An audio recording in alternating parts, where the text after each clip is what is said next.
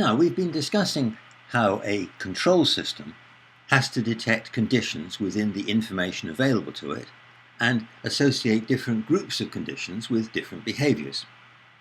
And in a system designed under external intellectual control, all the conditions are specified by an external designer.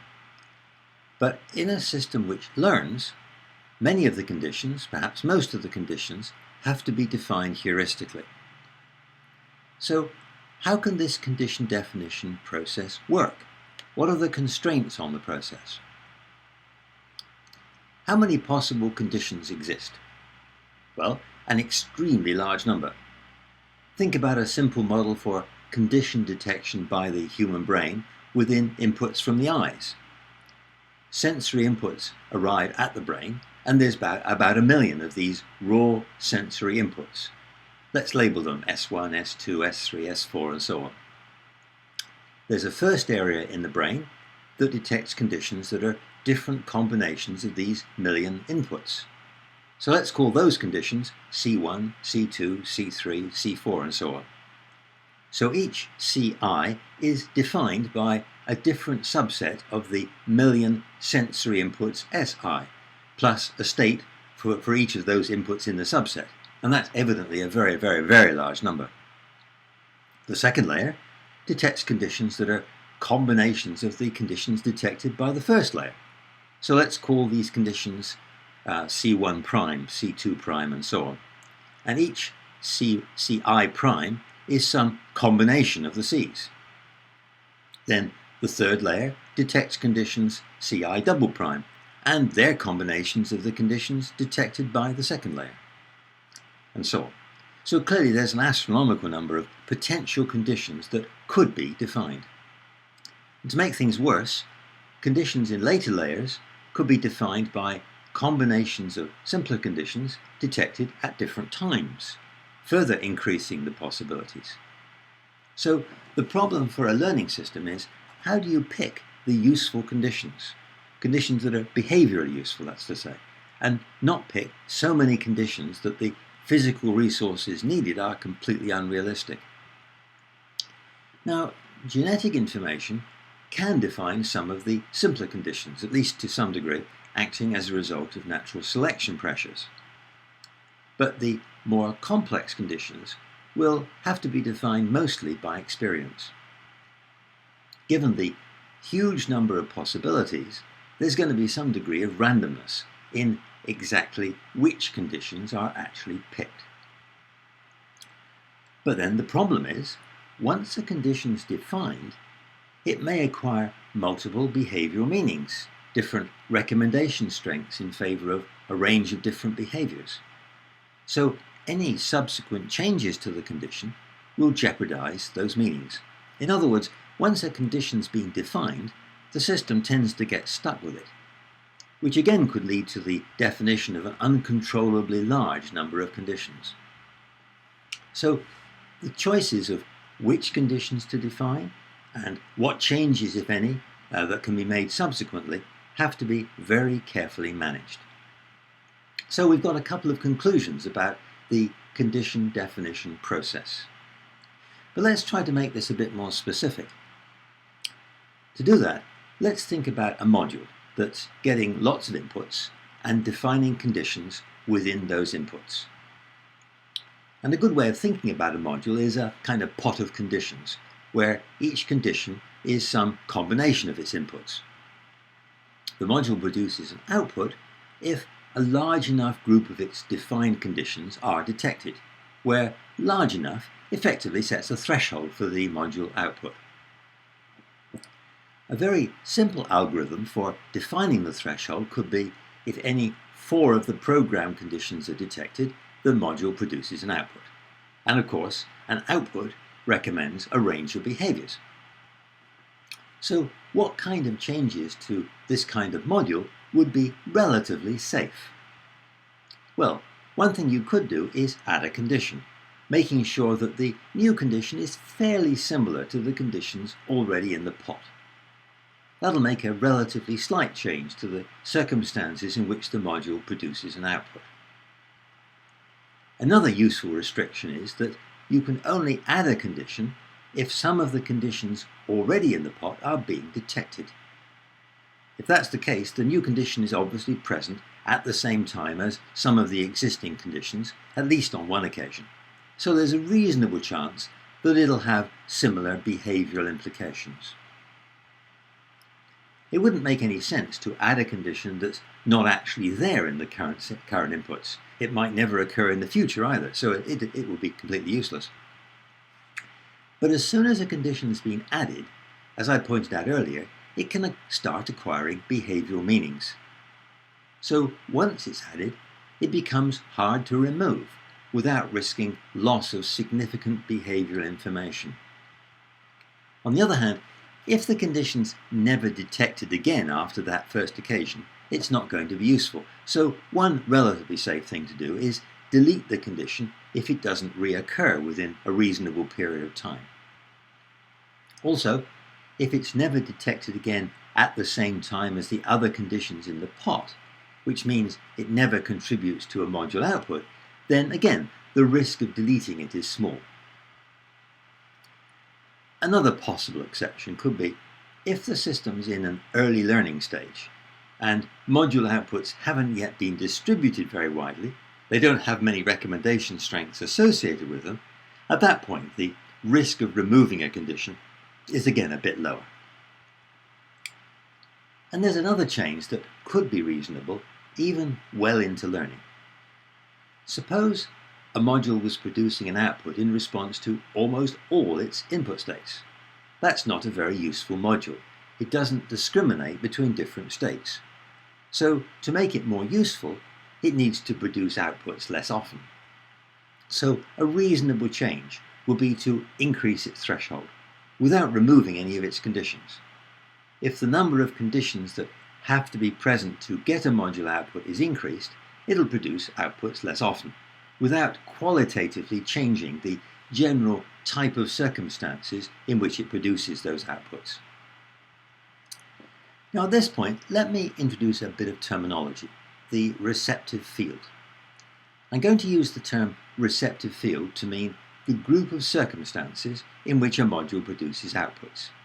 And this definition is a bit of a modification or generalization of the way the term's often used in the neurosciences. In the neurosciences, it's defined to mean the area of the retina from which a neuron ultimately derives its inputs, sometimes via a number of other neurons. But it's a convenient term. Of course, the receptive fields of the modules that provide inputs to another module are the conditions that define the receptive field of that other module. So there's a bit of redundancy. The terms conditions and receptive fields are, in a sense, almost the same thing.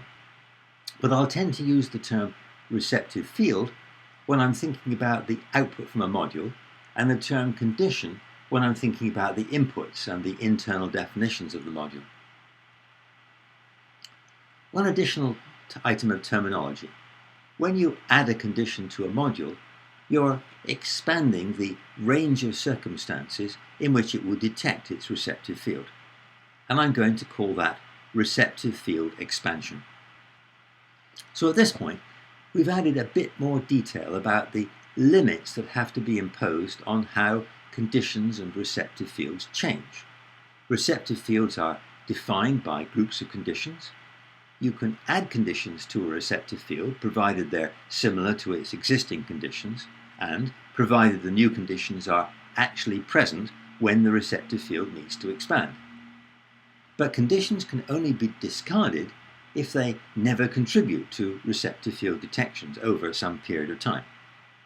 On the other hand, if a receptive field is detected too often, it's not very useful, and increasing the threshold or increasing the number of conditions that must be present for a detection is a reasonable way to improve its usefulness without changing it too radically. So, we've talked about some of the restrictions on the types of changes you can make to modules, but under what circumstances should modules be changed? And if the circumstances are appropriate to make changes, how do you pick the right modules to change? To address these questions, Let's think about an array of modules that's detecting receptive fields within its inputs. All those receptive fields will be in one particular range of complexity. And as we discussed earlier, a range of complexity is effective for recommending certain types of behaviors.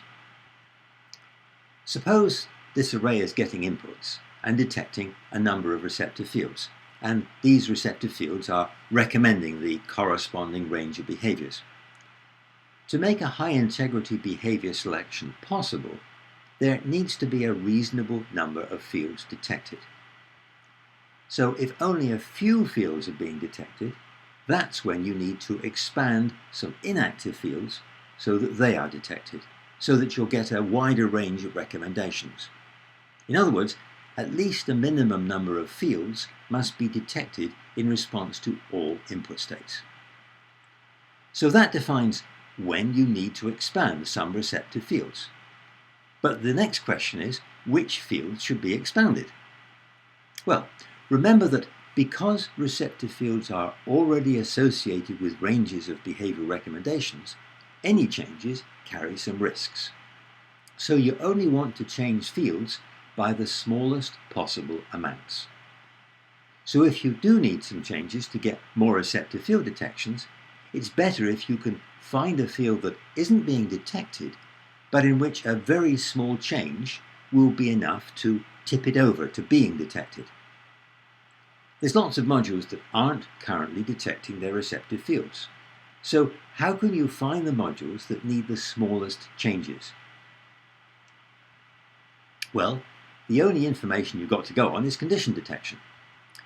So some kinds of condition detections or receptive field detections have to recommend changes to other receptive fields. And the system may need some higher levels of management of receptive field expansion. Some circumstances may justify a higher degree of receptive field expansion, perhaps circumstances that seem to have a very high probability of being relevant to determining not just current but also future behaviors. So, what kinds of receptive field detections could be relevant to identifying which modules should expand their receptive fields? Let's go back to the arrangement of modules in a hierarchy that's superimposed on the layers. We talked about groups of detailed modules forming layer modules and sequences of layer modules forming column modules. So let's think about a simple three-layer column. Inputs to the column come from elsewhere, and the first layer detects conditions that are different combinations of those inputs. The second layer detects conditions that are combinations of the conditions detected by the first layer. And the third layer detects conditions that are combinations of the conditions detected by the middle layer. These third layer detections are the column receptive field detections that recommend behaviors. So if the inputs drive detections all through the layers, the column produces an output. But think about the situation in which the inputs generate quite a lot of condition detections in the middle layer, but no activity in the output layer. This situation indicates that the column is actually fairly close to producing an output, and a relatively slight expansion in its receptive field would tip it over. So if there's no output, but strong middle layer activity, that column is a good candidate for receptive field expansion if such expansions are needed. Now, as I mentioned, an array of columns performs receptive field detections within a particular input space. So if the number of receptive field detections across the array is less than the required minimum, the system needs to find the columns with the strongest internal activity in this array and expand their receptive fields. For example, this column has a bit more middle layer activity than the others. So, how can the system find those best columns for expansion and drive expansions? Well, one way would be to provide all-to-all connectivity between the middle layers of all the columns and perform some winner-takes-all competition to determine which columns have the strongest internal activity. but that's going to be very expensive in connectivity resources. A more economical solution is to provide a central change manager. This manager gets inputs from the middle layers of all the columns, performs a competition to determine the most appropriate candidates for change, and sends signals back to the selected columns to drive the changes. It's also possible to use past receptive field change experience to help guide the selection of the most appropriate columns for current changes. Suppose again that a group of columns are detecting their receptive fields, but less than the required minimum. Internal activity in the other columns is an important criterion, but there's some more information that could be used.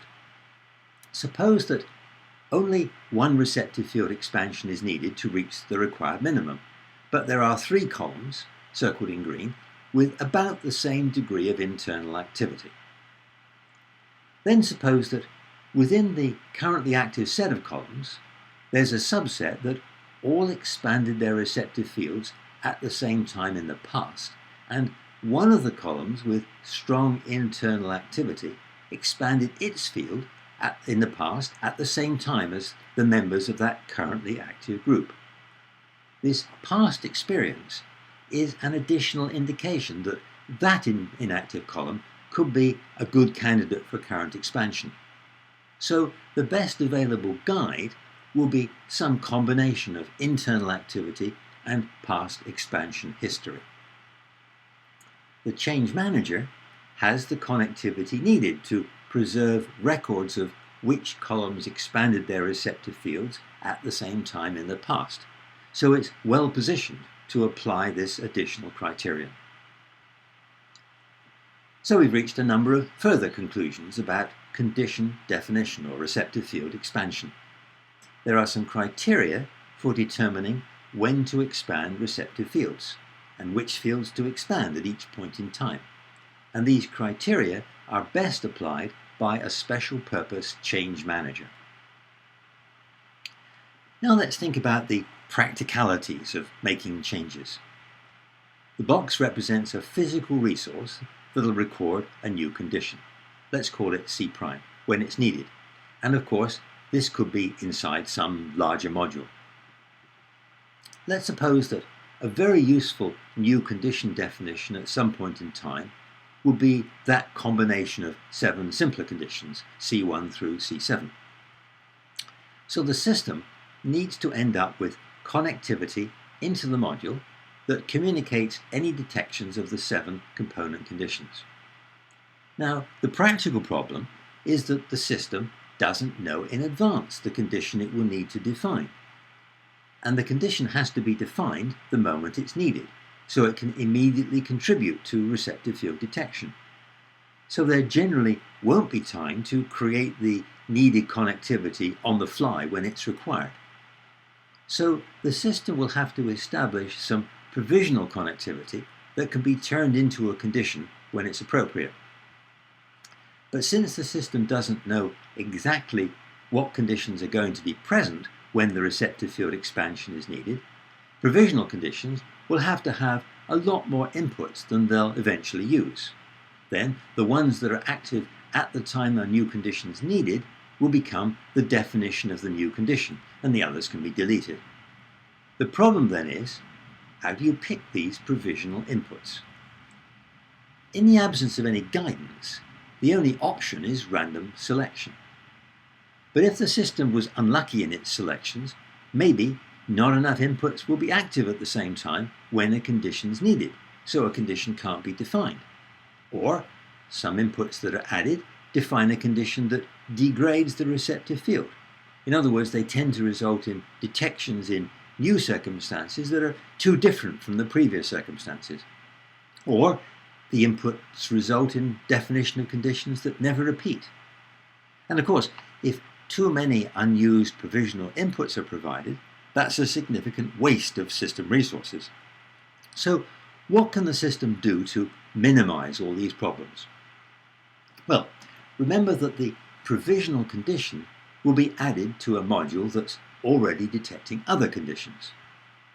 And these conditions are defined within a population of inputs to the module. So how can you make sure that the probability of an input being useful is a bit higher than you get by random selection of inputs and reduce the number of inputs that are going to be needed? Well, one way is to put a bias on the random selection process in favor of inputs that are already used by other conditions in the same module. That makes sure that also there'll be a degree of similarity between the new condition and previously defined conditions. A further bias can also be placed in favor of inputs that have often been active at the same time in the past, which raises the chance that they'll all be active if and when a new condition is needed. And of course, the chance of a good selection is increased if you look for simultaneous activity averaged over lots of different past experiences. And if the past simultaneous activity involved receptive field expansion, that further increases the probability that the provisional condition will be useful. So the inputs selected need to be a group in which a lot of different subsets have tended to be active during receptive field expansions in the past. And it could often be that future experience is more likely to resemble the immediate past than the more distant past, in which case simultaneous activity in the recent past is likely to be a slightly better indicator, although the more distant past could also be relevant and can't be ruled out. So, how could a bias of this type be imposed? One way would be to perform a rerun of a selection of past experiences in which receptive field expansions occurred, with a bit more priority on the more recent. Provisional conditions would then be defined using groups of inputs that tended to be active at similar times during this partial rerun.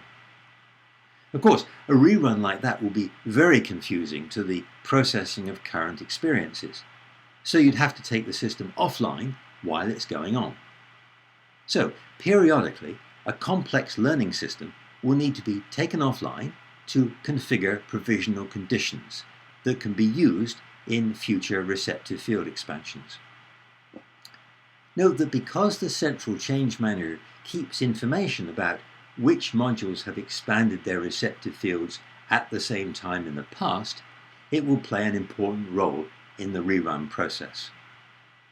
So, a further consideration about receptive field changes is the need for processes to configure appropriate provisional conditions. Another practical issue is the relative timing of the change management processes. Now, what do I mean by that?